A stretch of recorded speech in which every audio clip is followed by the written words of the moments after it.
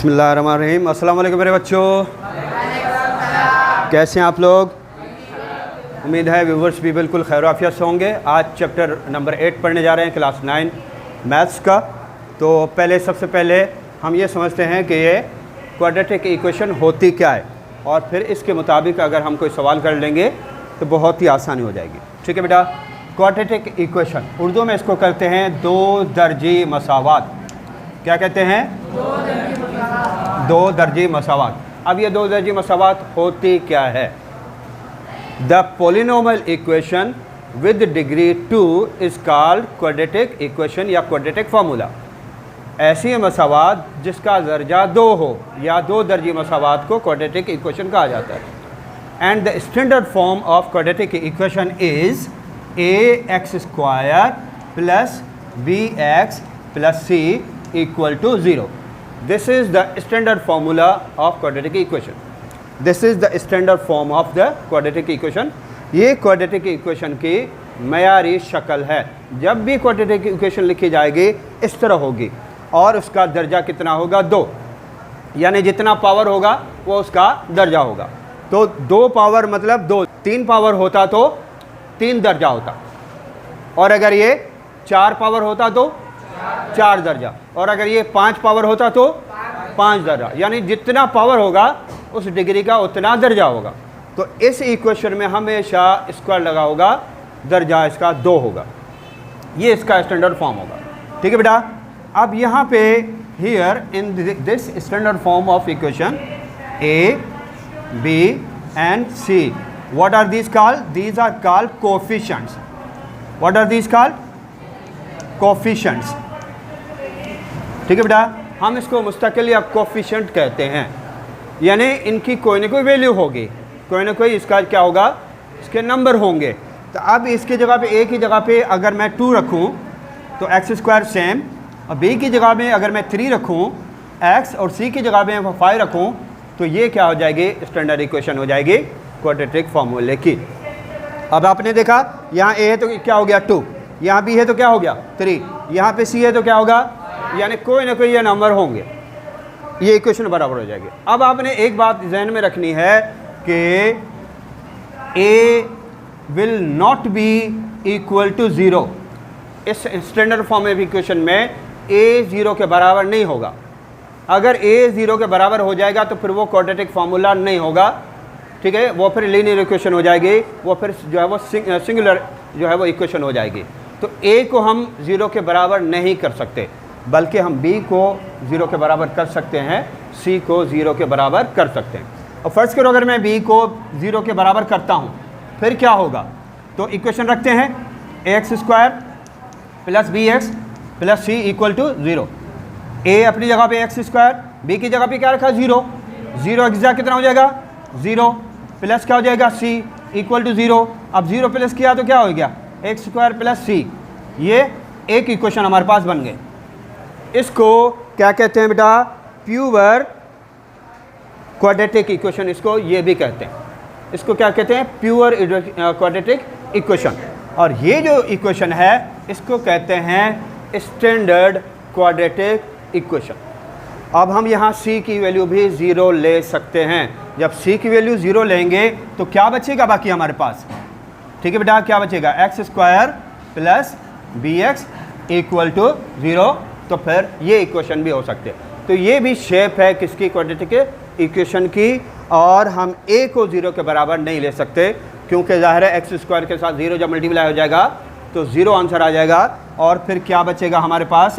bx और c जब बन जाएगा, तो ये हमारे पास क्वाड्रेटिक इक्वेशन नहीं होगी। इसलिए हम क्या करेंगे? a को 0 के बराबर नहीं लेंगे, बल्कि b और c को हम 0 के बराबर लेंगे। मैंने आपके सामने ये एक्सरसाइज 8.1 का क्वेश्चन नंबर 1 लिखा है, और क्या है question number? Solve the following quadratic equations by factorisation method. Factorisation method से आपने इसका सॉल्यूशन निकालना है, हल निकालना है। और मेथड भी हैं हमारे पास, लेकिन इस सवाल को हमेशा किस मेथड से हल करेंगे? फैक्टराइजेशन मेथड से, तज्ज़ी वाले तरीके से। तो तज्ज़ी वाले तरीके से इसको हम हल कर रहे हैं। सबसे पहले क्या लिखेंगे? और सवाल है हमारे पास x² plus 5x plus 6 equal to 0। तो सबसे पहले क्या लिखेंगे बेटा? सॉल्यूशन। नीचे सवाल लिख देंगे एक्स स्क्वायर प्लस 5x और प्लस 6 इक्वल टू 0। जब भी तस्दी फैक्टराइजेशन का बोला जाएगा तो इसमें मिड टर्म को ब्रेक करेंगे, स्प्लिट करेंगे। स्प्लिटिंग द मिड टर्म वाले तरीके से हम इसकी फैक्टराइजेशन करेंगे। उसके लिए हम क्या करेंगे, थोड़ा सा रफ वर्क करेंगे। रफ वर्क ये करेंगे कि इस पहली वैल्यू को इसकी लास्ट वैल्यू से मल्टीप्लाई कर देंगे तो ये हो जाएगा 6x स्क्वायर। अब क्या करना है, मिड टर्म को ऐसे दो नंबरों में ब्रेक करना है कि मल्टीप्लाई करें तो 6 आ जाए, प्लस करें तो 5 आ जाए। वो कौन से दो नंबर होंगे, मल्टीप्लाई करने से 6 आ जाए और प्लस करने से 5 आ जाए। कौन से ऐसे दो नंबर हैं बेटा, 3 और 2 को मल्टीप्लाई करूंगा तो कितना हो जाएगा 6, ठीक है, और 3 और प्लस 2 को प्लस करूंगा तो कितना हो जाएगा।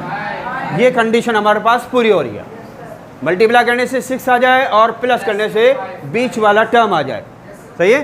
तो अब हम क्या करेंगे, आगे मजीद लिखेंगे एक्स स्क्वायर प्लस, अब 5 की जगह पे क्या लिखना है, 3 और 2, ये ब्रैकेट में रखा, साथ में x वही रख दिया, प्लस 6 वही, इक्वल वही, 0 वही आ गया।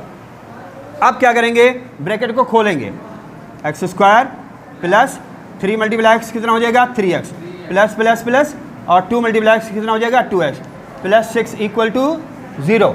अब क्या करेंगे, दोनों इनमें से कॉमन लेंगे और इन दोनों में से अलग कॉमन ले लेंगे।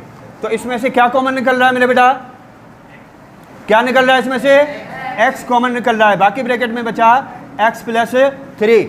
यहाँ से क्या कॉमन निकल रहा है, प्लस, एक तो प्लस कॉमन निकल रहा है और दूसरा कोई नंबर निकल रहा है ना, ये 2 का टेबल लग रहा है, ये 2 निकल गया, बाकी ब्रैकेट में क्या बचा x, और 6 पर 2 का टेबल लगाया तो कितनी दफा जाएगा 3, 6 के ऊपर 2 का टेबल लगाएंगे कितनी दफा जाएगा बेटा 2 3 6, 3 दफ़ा।